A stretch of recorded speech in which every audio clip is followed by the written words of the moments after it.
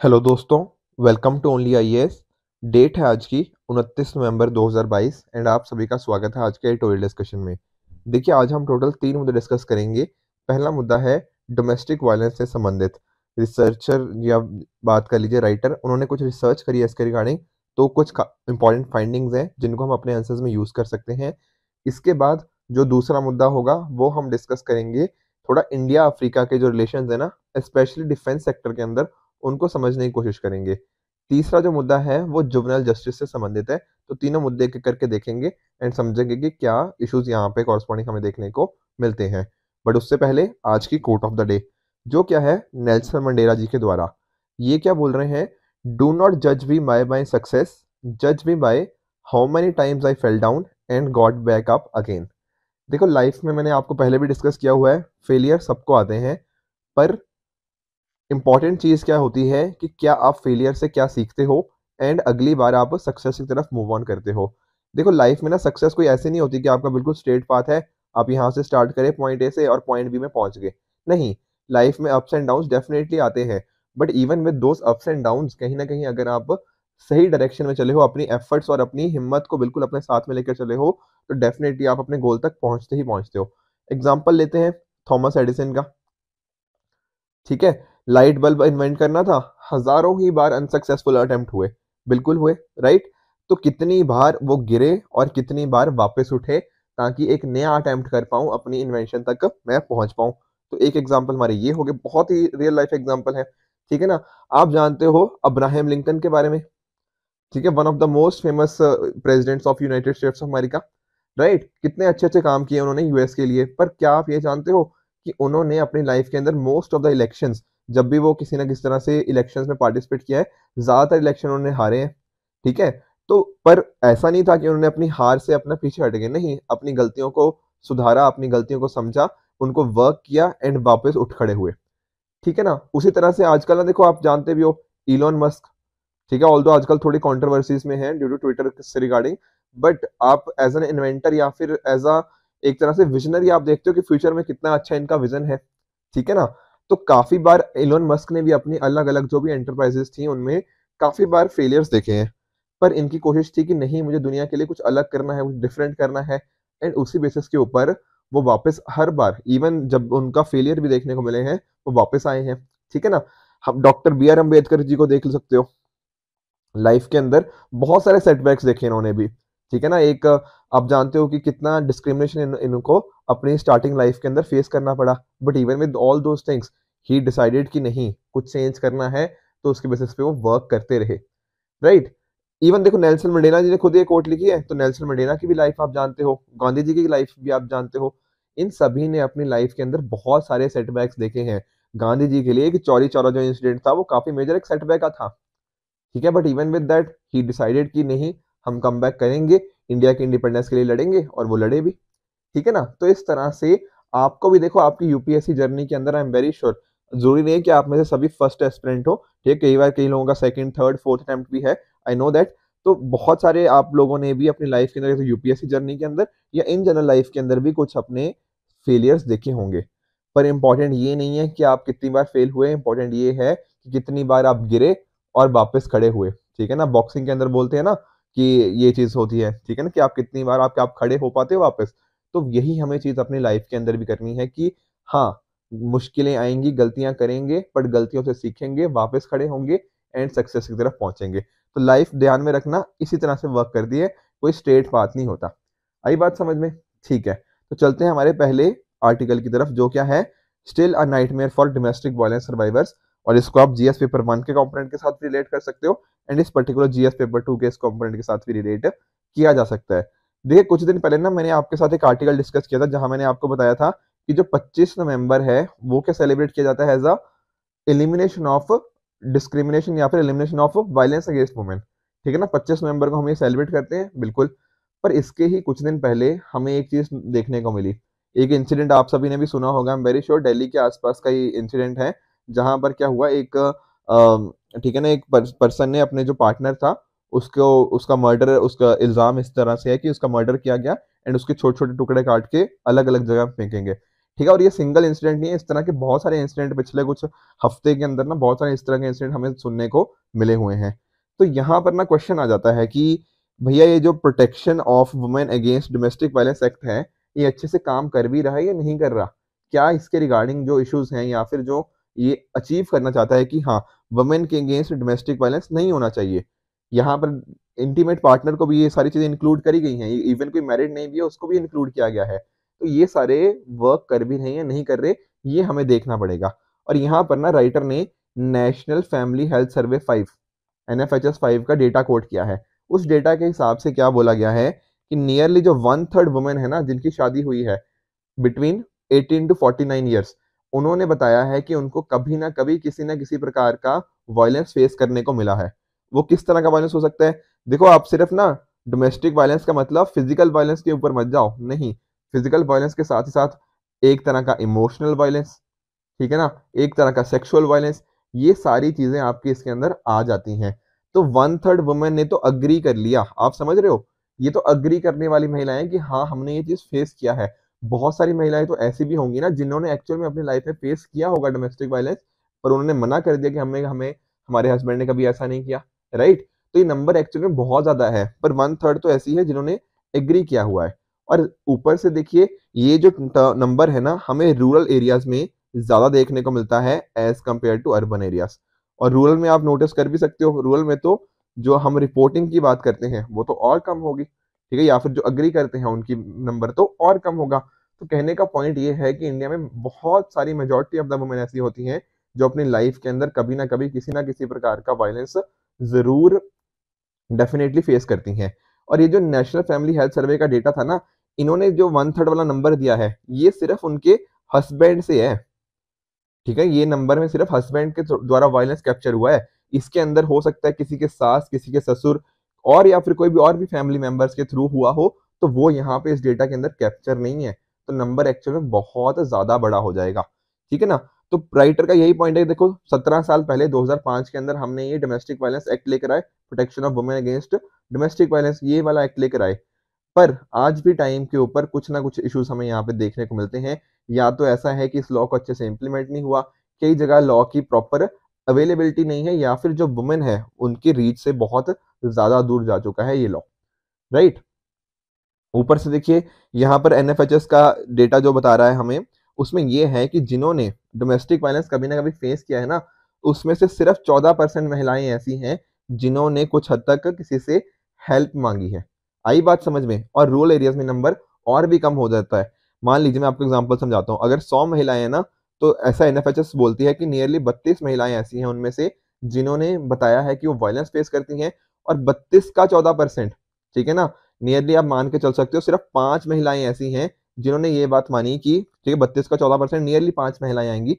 तो इतनी महिलाएं हैं जो बताती हैं कि हाँ, हमने कभी डोमेस्टिक वायलेंस के रिगार्डिंग कुछ ना कुछ हेल्प मांगी है। तो नंबर बहुत ही कम है। अर्बन एरियाज में थोड़ा ठीक ठाक है, but as compare to rural के कंपैरिजन में रूरल तो बहुत ही ज्यादा नीचे चला जाता है, ठीक है। तो एक क्वेश्चन यहाँ पे यही उठता है कि ऐसा क्यों है, ये हेल्प क्यों नहीं मांग रही? या फिर महिलाओं के अगर ये क्वेश्चन पूछे कि आपने अभी क्यों बताई ये चीज, आपने पहले कभी नहीं क्यों नहीं बताई, या फिर आपने अपने हस्बैंड को पहले क्यों नहीं छोड़ दिया, इस तरह की चीजें आती हैं। तो काफी कॉम्प्लिकेटेड क्वेश्चंस के, इस क्वेश्चंस के आंसर काफी कॉम्प्लिकेटेड यहाँ पे राइटर को देखने को मिल जाते हैं। जैसे कि यहाँ पर क्या है, एक मुद्दा ये उठा कि महिलाओं को लगता है कि ना सिचुएशन बदल जाएगी, उनको लगता है कि वो अपने हस्बैंड का बिहेवियर चेंज कर सकती है समय के साथ, वो उनकी बात सुनेंगे, ऐसा उनको लगता रहता है। उसके साथ ही साथ महिलाओं को ये भी लगता है ना कि हम ना एक तरह का बर्डन बन जाएंगे दूसरों के ऊपर, जो उनकी फैमिली है। मान लीजिए हस्बैंड एक एक पर्टिकुलर महिला की शादी हुई किसी पर्सन के साथ, तो उसको लगता है कि अगर उसने हस्बैंड को अपने छोड़ दिया, तो जो इसकी फैमिली है, ठीक है ना, इसके जो माँ बाप है, उसके ऊपर एक तरह का बर्डन बन जाती है। इसलिए वुमेन भी एक अगर शादी के अंदर बंदी रहती हैं, even if the fact is कि वहां पे उसके साथ अलग अलग तरह की डोमेस्टिक वायलेंस को फेस करनी पड़ रही है। बहुत सारे केस में ऐसा भी सुनने को मिला है कि जो मदर है उसकी पहले ही बहुत सारी परेशानियां हैं, जो लड़की की माँ है उसकी ऑलरेडी बहुत सारी परेशानियां हैं, तो अपनी अगर उसने परेशानियां और बता दी तो पता नहीं उसकी मदर को क्या हो जाएगा, राइट।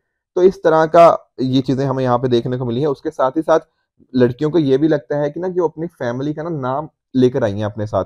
तो एक फैमिली को अपने एक शर्म होती है, ठीक है, शेम और डिसऑनर, ठीक है ना, उसके साथ ये चीज़ें एसोसिएट नहीं करना चाहती कि अपनी फैमिली का नाम बदनाम करें। इस तरह की बातें यहाँ पे सुनने को मिलती है जब महिलाओं की बात होती है। उसके साथ ही साथ जहाँ पर कहीं ऐसा होता है कि बहुत सारी सिस्टर्स हैं, बहुत सारी लड़कियाँ हैं, तो ऐसा माना जाता है कि हर लड़की की अपनी-अपनी ज़िम्मेदारी है, अपने-अपने परिवार के अंदर वो ठीक रहे। वो उसके माँ-बाप की ज़िम्मेदारी नहीं है, बहुत सारी लड़कियों ने ऐसे जवाब भी दिए हैं। तो देख रहे हो कितने डिफरेंट हमें रिस्पॉन्सेज़ देखने को मिलते हैं कि डोमेस्टिक वायलेंस के होने के बावजूद भी क्यों एक रिलेशनशिप के अंदर वो स्टिक करती हैं। इसके साथ ही राइटर ने एक बहुत ही इंपॉर्टेंट ऑब्जर्वेशन करी है, वो क्या है? वो ये है कि देखो, महिलाएँ ना 2 तरह की होती हैं। किस तरह की? ऐज़ इन ना कि पहली वो महिलाएँ हैं जो कि पर्टिकुलर चीज़ होने के 6 महीने के अंदर, मतलब वायलेंस होने के 6 महीने के अंदर किसी और को बताती हैं कि हाँ, मुझे ये इश्यू आया या फिर मुझे हेल्प की ज़रूरत है। ऑन द अदर हैंड दूसरी महिलाएँ ऐसी होती हैं जो 5 साल के बाद बताती हैं कि हाँ, मेरे साथ 5 साल पहले वायलेंस हुई थी। आई बात समझ में? तो एक तो वो महिलाएँ हैं जो बहुत जल्दी नहीं बोलूँगा क्योंकि ऐज़ इन जल्दी हेल्प माँग लेती हैं। ऑन द अदर हैंड दूसरी ऐसी महिलाएँ यहाँ पे नोटिस करी हैं राइटर ने, जो बहुत ही ज़्यादा लेट टाइम के बाद हेल्प माँगती हैं। अब ऐसा क्यों है? आप खुद सोचिए। जो पहली साइड है ना, जहाँ पर 6 महीने के अंदर ही थोड़ी हेल्प माँगी गई है, वहाँ पर उनको लगा कि नहीं, मैं शायद इस पर्टिकुलर एनवायरनमेंट के अंदर एडजस्ट ही नहीं हो पाऊँगी, तो उनकी कोशिश होती है उस रिलेशनशिप से जल्दी बाहर जाने की। अब जो ऐसी महिलाएँ थी, इनके साथ 2 रिस्पॉन्सेज़ हुए, वो क्या थे? ज़्यादातर केसेज़ में ऐसा देखा गया कि इन्होंने हेल्प माँगी अपने फैमिली मेंबर्स के साथ, अपने पेरेंट्स से, कि मेरे साथ ना इस रिलेशनशिप में ये दिक्कत आ रही है, आप मेरी हेल्प कीजिए। तो उनके ज़्यादातर पेरेंट्स ने ऐसा बोला कि देखो, एक रिलेशनशिप के अंदर दिक्कतें आती ही हैं, आपको थोड़ा एडजस्ट होना पड़ेगा। तो ज़्यादातर केसेज़ में ऐसा नोटिस किया गया। ऑन द अदर हैंड कुछ थोड़े बहुत माइनॉरिटी केसेज़ ऐसे थे, जहाँ पर क्या देखने को मिला कि उन्होंने बोला कि हाँ, आप डाइवोर्स दे दो इस पर्सन को, क्योंकि वो आपके ऊपर वायलेंस करता है। तो आप एक चीज़ नोटिस कर रहे हो कि मेजॉरिटी कहाँ पर जा रही है? मेजॉरिटी यही बोल रही है कि नहीं, आपका एक फैमिली के अंदर, एक रिलेशनशिप के अंदर दिक्कतें आती ही आती हैं, तो आपको क्या करना चाहिए? थोड़ा एडजस्ट करना चाहिए। फैमिली की नीड्स का ध्यान रखना चाहिए, इस तरह की चीज़ें, राइट? तो यहाँ पर देखो, ये इम्पोर्टेंट हो जाता है कि आप हेल्प किससे माँग रहे हो और उनसे किस तरह की एडवाइस ली जा रही है, ठीक है? इसके साथ ही जो दूसरा केस है, जहाँ पर महिलाएँ बहुत ही लेटर टाइम के ऊपर ओपन अप होती हैं या फिर हेल्प माँगती हैं, जब मैंने बताया ना 5 साल के बाद वो हेल्प माँग रही हैं, वायलेंस होने के 5 साल बाद। अब ऐसा क्या था? ऐसा इसलिए है कि ना एक टर्निंग पॉइंट या टिपिंग पॉइंट आ जाता है। वो क्या हो सकता है?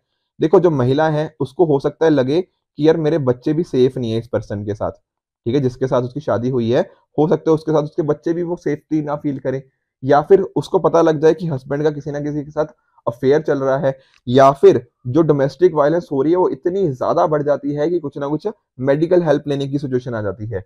तो इस तरह की सिचुएशन ऐसी होती है जहाँ पर ना वायलेंस शुरू होने के 5 साल के बाद महिलाएँ ओपन अप होना स्टार्ट करती हैं, वो बताती हैं कि हमें कुछ ना कुछ हेल्प की ज़रूरत है। तो देखो, यहाँ पर क्लियरली हमें एक चीज़ नोटिस करने को मिल रही है कि पहली बात तो महिलाएँ ओपन अप नहीं हो पा रही, ठीक है ना? दूसरी बात, अगर आप ओपन अप हो रही हैं, तो जिनके साथ ओपन अप हो रही हैं, वो ज़्यादातर ये एडवाइस दे रहे हैं कि नहीं, एक रिलेशनशिप के अंदर दिक्कतें आती हैं, आपको आपस में बैठ के सुलझा लेना चाहिए। तो कुछ केसेस में हो क्या रहा है, जो पैट्रियार्की है ना, हमें वहाँ पे उसके लक्षण देखने को मिल रहे हैं, जहाँ पर मेल की डोमिनेंस ज़्यादा है, ठीक है ना? और वुमेन, देखो, वुमेन को ये एडवाइस दी क्यों जा रही है? वो इसलिए दी जा रही है क्योंकि वुमेन मेन के ऊपर फाइनेंशियली डिपेंडेंट है, ठीक है ना? अगर मान लीजिए महिला ने एक अपने हस्बैंड को, जो उसके ऊपर डोमेस्टिक वायलेंस करता भी है, उसको छोड़ दिया, तो होगा क्या? महिला के पास अपना घर का गुज़ारा करने के लिए कहाँ से पैसे आएँगे? ये इस तरह के इश्यूज़ हमें यहाँ पे देखने को मिल रहे हैं। इसके साथ ही साथ एक जो इंटरव्यूअर ने जो इंटरव्यू लिया है, उसके कॉरेस्पॉन्डिंग एक और ऑब्जर्वेशन आया है, वो क्या है कि महिलाओं को कंडीशन ही इस तरह से किया जाता है कि आपको सहना ही पड़ेगा, ठीक है ना?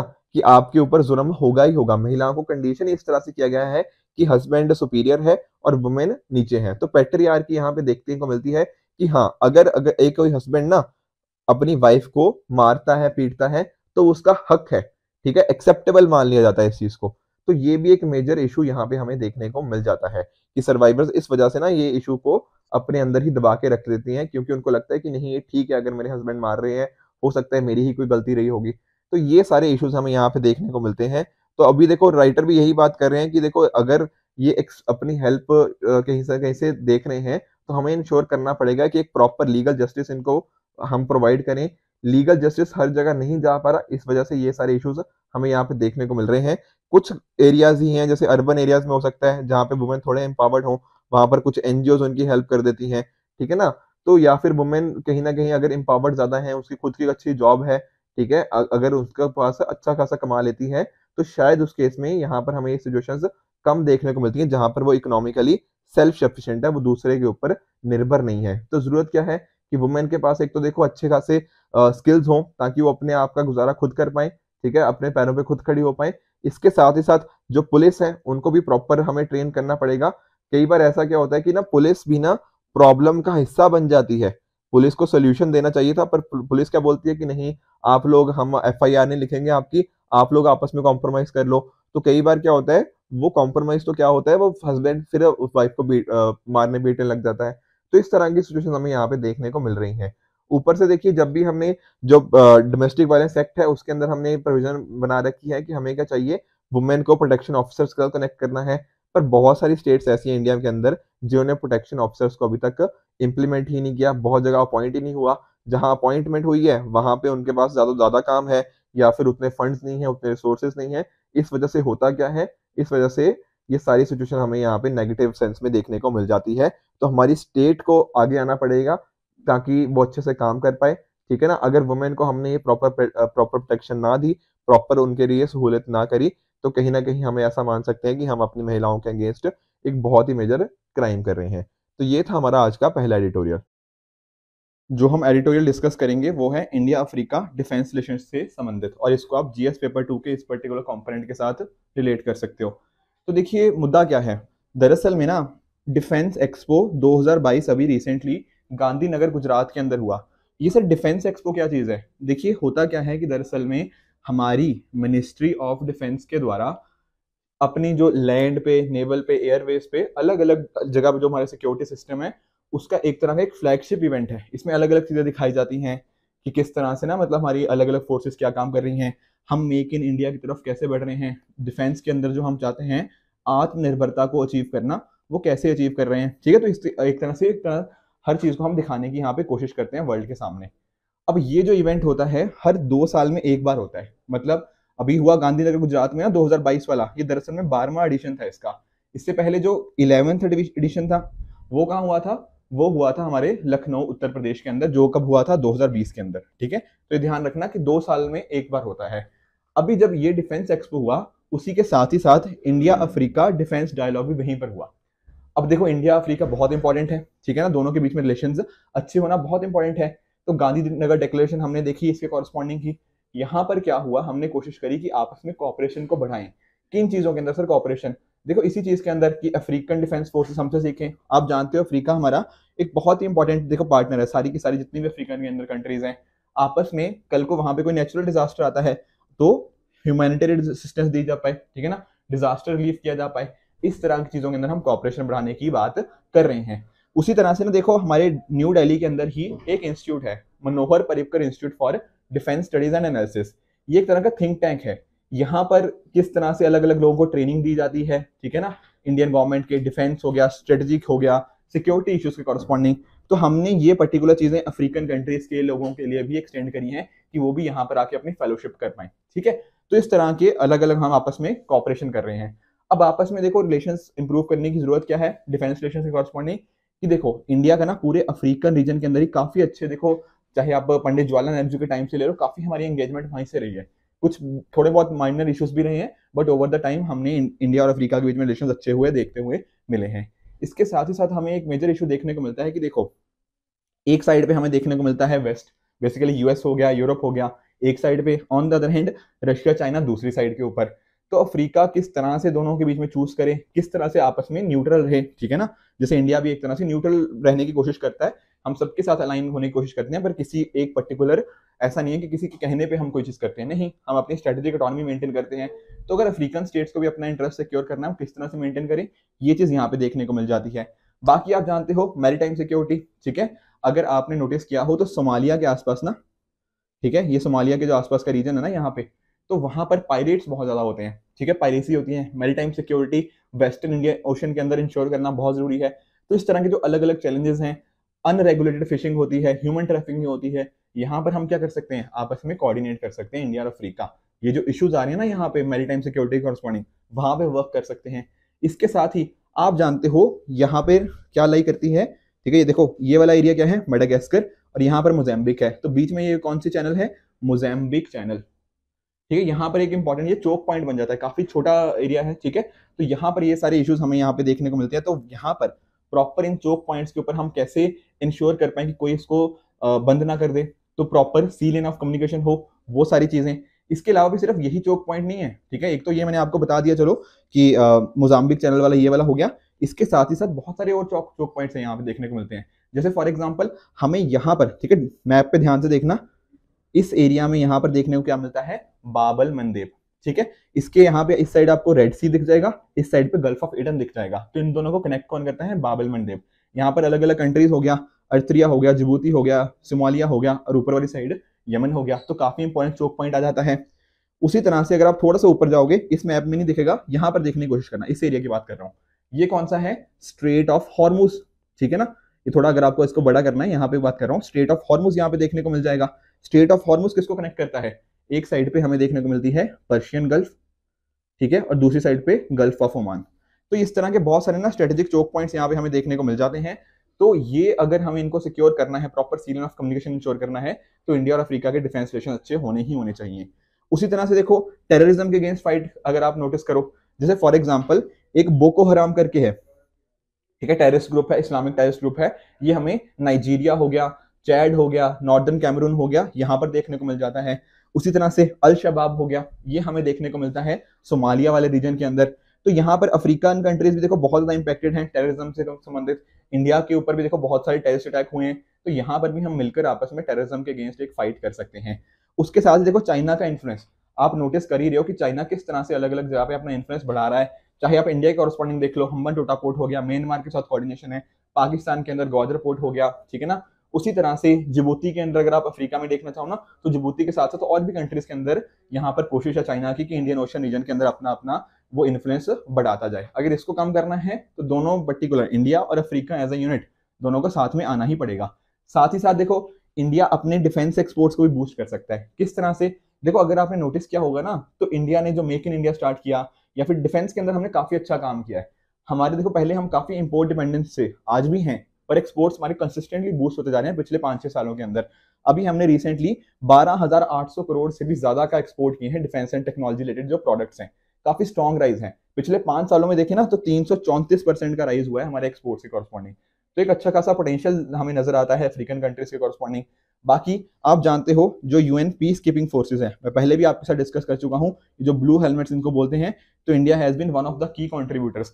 और अफ्रीका के अंदर बहुत सारी ऐसी कंट्रीज हैं जहां पर यूएन पीस कीपिंग फोर्सेज की रिक्वायरमेंट रहती है, क्योंकि कुछ ना कुछ इश्यूज यहाँ पे हमें देखने को मिल जाते हैं। तो इंडिया एक प्रॉपर कोऑर्डिनेशन यहाँ पे हमें देखने को कर सकता है इंडिया अफ्रीका डिफेंस रिलेशनशिप को बूस्ट होते हुए। पर देखो कुछ चैलेंजेस भी हैं। चैलेंजेस क्या हैं, पहला तो देखो वही है कि चाइना का बहुत ज्यादा यहाँ पे स्ट्रेटेजिक इन्फ्लुएंस बढ़ता जा रहा है, जैसे मैंने आपको एग्जांपल बताया भी। उसी तरह से देखो इंडियन नेवी का एक थोड़ा सा इशू है रिगार्डिंग लो कैपिटल एलोकेशन। हमारे यहाँ पे देखो थोड़े बजटरी कंस्ट्रेंट्स रहते हैं, ठीक है ना, उस वजह से हम फ्यूचर में उतना प्लानिंग या फिर जो हम इन्वेस्टमेंट करना चाहते हैं वो सारी चीजें नहीं हो पाती। बाकी अफ्रीका के अंदर भी देखो बहुत सारे इश्यूज कहीं ना कहीं आपस में ही स्टेट्स के कंट्रीज के बीच में और विद इन द कंट्री भी बहुत सारे आर्म कन्फ्लिक्ट्स देखने को मिलते हैं। फिर यूएन पीस कीपिंग फोर्सेस की रिक्वायरमेंट रहती है। तो अफ्रीका आपस में अपने आप में एक स्टेबल कॉन्टिनेंट नहीं बोला जा सकता, इस वजह से यहाँ पे इश्यूज हो गए। बाकी देखो इंडिया के कॉरस्पॉन्डिंग ये है कि इंडिया को ऐसा बोला जाता है कि इंडिया प्रॉमिस ज्यादा करता है पर उनको पूरा नहीं कर पाता, और अगर पूरा करता है तो एक लंबा टाइम लग जाता है, तो टाइम डिलेज हो जाते हैं कुछ ना कुछ, ठीक है। तो इस वजह से ये थोड़े हमें वर्क करना होगा इन चीजों के ऊपर, अगर हम चाहते हैं इंडियन अफ्रीकन डिफेंस रिलेशनशिप आने वाले टाइम के अंदर बेहतर हो पाए। बाकी इसके साथ ही देखो ये जो मैंने आपको बताया भी, ठीक है ना, कुछ मैरीटाइम क्राइम्स होते रहते हैं, ठीक है, मैंने आपको एग्जाम्पल भी दिया था, ठीक है। उसी तरह से आप नोटिस कर सकते हो कि हमें कुछ अपने एरियाज आइडेंटिफाई करने होंगे। एक्चुअल में है क्या, बहुत सारे नए नए एरियाज आते जा रहे हैं, जैसे क्रॉस बॉर्डर टेररिज्म हो गया, ट्रांसनेशनल ऑर्गेनाइज्ड क्राइम हो गया, इलीगल माइग्रेशन हो गया, कुछ नए नए चैलेंजेस आ रहे हैं, कुछ पुराने चैलेंजेस भी हैं। तो क्या हमारी प्रायोरिटी पे क्या होना चाहिए, कौन से हम बाद में टैकल कर सकते हैं, यहाँ पर सहमति बनना थोड़ा सा मुश्किल है या फिर थोड़ा टाइम लग जाता है इन चीजों के कॉरस्पॉन्डिंग। बाकी देखो हमारी मिनिस्ट्रीज अलग अलग हैं, मिनिस्ट्री ऑफ डिफेंस भी यहाँ पे वर्क करती है, मिनिस्ट्री ऑफ एक्सटर्नल अफेयर्स भी। दोनों के बीच में कई बार आपस में सिंक्रोनाइजेशन नहीं होता, दोनों के बीच में थोड़ा तालमेल मिसिंग होता है, तो इस वजह से भी इश्यूज आ जाते हैं। तो ये सारे कंसर्न्स रहते हैं as a challenge between India African defence relationship. अगर इनको इंप्रूव करना है सर तो क्या करें, तो इंडिया को वर्क करना होगा कि अफ्रीकन की हम नीड्स को अच्छे से समझें और ध्यान से, ठीक है, मिलिट्री टू मिलिट्री इंगेजमेंट यहाँ पे अपने अंदर बढ़ा पाएं एंड अकॉर्डिंगली देख पाएं कि कौन से पर्टिकुलर ऐसे पैरामीटर्स हैं जहां हमारे सबसे इंपॉर्टेंट रहेंगे, और जिन पर्टिकुलर प्रोजेक्ट्स का हमारा डिले चल रहा है हम इंश्योर करें कि उनकी प्रॉपर टाइम के बेसिस पे डिलीवरी कर पाएं, ठीक है ना, प्रॉपर उनको टाइम के ऊपर खत्म कर पाएं। ये सारी चीजें, जो नए एरियाज आ रहे हैं उनको कैसे वर्क करना है, दोनों आपस में कोऑर्डिनेट करें। और देखो, आपस में डिफेंस कॉपरेशन को बढ़ाना है ना, तो कुछ अफ्रीकन नेशंस हो, इंडिया हो, और यूएस का जो अफ्रीकॉम है, ठीक है, यूएस अफ्रीकन कमांड है, ये एक तरह से जो भी कोई क्राइसिस आता है उस बेसिस के ऊपर किस तरह से रीजनल सिक्योरिटी को इंश्योर कर पाए, स्टेबिलिटी, प्रॉस्पेरिटी, और जो रॉन्ग एक्टर्स हैं, मलाइन एक्टर्स जो होते हैं, उनको हम हटा पाएं। यहाँ पर इस तरह से अगर कोऑर्डिनेट करेंगे ना, तो इंडियन अफ्रीकन रिलेशनशिप हमें आने वाले टाइम के अंदर बेहतर होते हुए डेफिनेटली मिल सकते हैं। आई होप आपको ये आर्टिकल बहुत अच्छे से समझ आया होगा। चलते हैं हमारे तीसरे आर्टिकल की तरफ, जो है जुवेनाइल जस्टिस लॉ। देखो, ये अब जीएस पेपर 2 के इस पर्टिकुलर कंपोनेंट के साथ रिलेट कर सकते हो, बट ये वाला आर्टिकल मैं आपके साथ कल डिस्कस करूंगा, कुछ अर्जेंट काम की वजह से मुझे पर्सनली कहीं जाना पड़ रहा है, ठीक है, बट आई विल इंश्योर कि आपके साथ ये कल मैं इसको डिस्कस करूं बहुत अच्छे से डिटेल में, ठीक है। तो friend, this is for today's discussion. I hope आपको आज की डिस्कशन अच्छे से समझ आई होगी। इसी तरह से आप भी अपने एंड पे हार्डवर्क करते रहिए। Goodbye and good luck.